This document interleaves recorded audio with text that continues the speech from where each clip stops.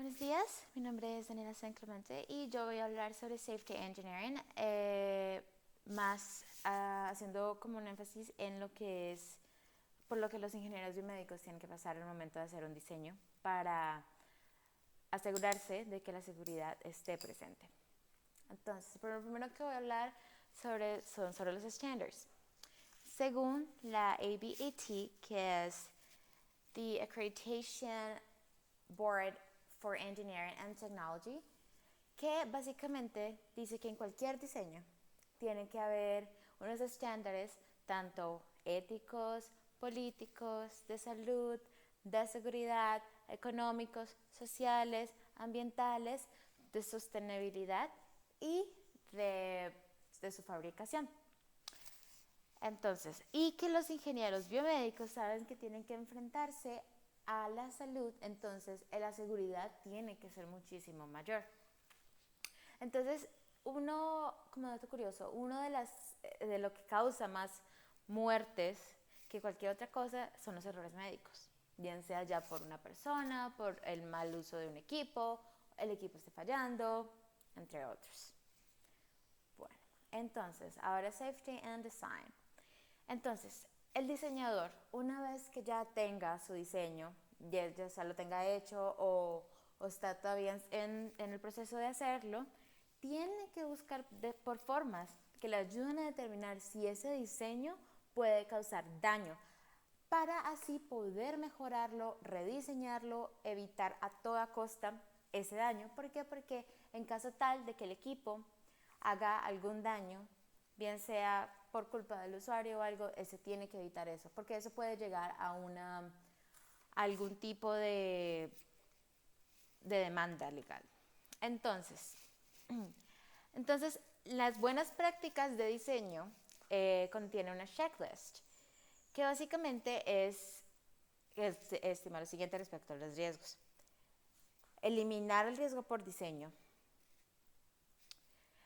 advertirle al usuario de los posibles riesgos, entrenar al usuario para su uso y de alguna forma poner alguna protección para el usuario.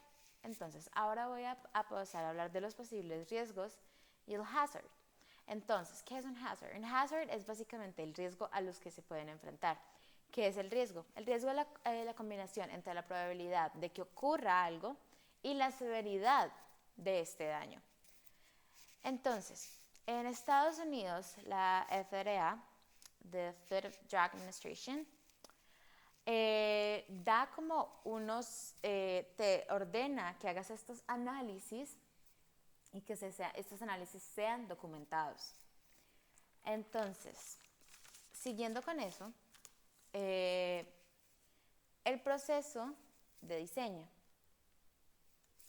El proceso de diseño son varias cosas. Primero es identificar al usuario, es decir, a quién va a servir este producto, esta máquina, y identificar los posibles hazards, que ya pueden que sean mecánicos, de salud, químicos, con los usuarios asociados en la lista que mencioné anteriormente. Bueno, ahora los riesgos asociados. Primero, identificar la severidad del daño, que ya puede ser catastrófico, serio, moderado, no tan serio, entre otros. La exposición al daño, que puede que sea frecuente, raro, ocasional, no muy frecuente. Y la severidad, que ya puede ser el riesgo pues, de la severidad alta, ya puede involucrar muerte o daños muy graves. La moderada puede que sea una probabilidad, valga la redundancia, moderada de daño, y la baja una probabilidad baja de daño. Después sigue entonces, ahora es tiempo de identificar los métodos para reducir esos riesgos. Y por último, también se tiene que tener en cuenta que las situaciones más extrañas que puedan pasar, no lo más obvio, sino también, aparte de lo obvio, también se tiene que tener en cuenta lo que probablemente no pase, pero pueda que pase. Ahora sí, proceso de mejoramiento. ¿Qué se hace para poder mejorar el diseño? Se hace por algo muy simple, es preguntar ¿por qué? ¿Por qué? Porque puede salvar vidas. Porque se puede preguntar, bueno, ¿qué es lo que pasa? ¿Qué es lo que ocurre esto? ¿Por qué hace esto? ¿Por qué ta, ta, ta? Entonces, otra, ya para organizarlo, muchos hospitales en Estados Unidos tienen como un comité para proceso de mejoramiento. Por ejemplo, aquí usan este método que es el diagrama de causa y efecto.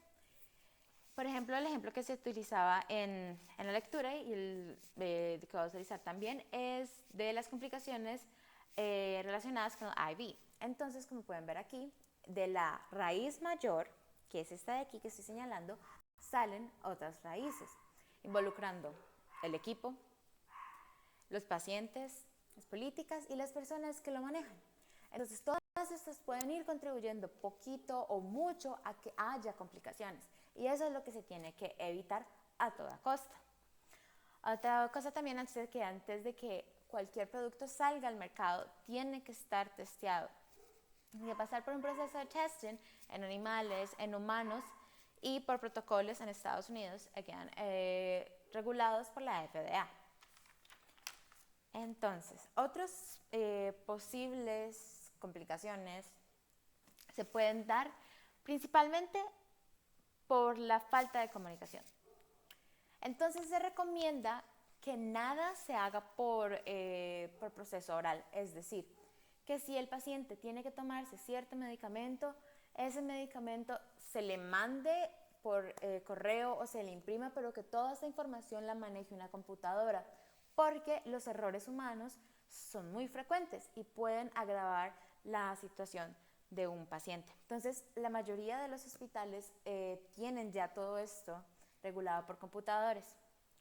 La FDA también lo prohíbe porque hay muchas cosas que tienen nombres parecidos o tienen forma parecida y pueden ocurrir estos errores. Entonces se hace esto para eliminarlos lo que más se pueda. El gobierno de Estados Unidos pide que cuando se hagan todo lo que mencioné anteriormente sea basado en cosas que ya hayan pasado. Es decir, que si se va a hacer la investigación es porque ya en algún momento ha pasado, bueno, también se tiene que hacer antes de esto, pero si es una investigación a fondo, tiene que ser basados en hechos reales para evitar que vuelvan a pasar. Ahí es donde entra la organización AHRQ, que son las que permiten hacer los reportes de estas situaciones que han pasado para que las personas puedan tener como un guideline de cómo hacer las cosas.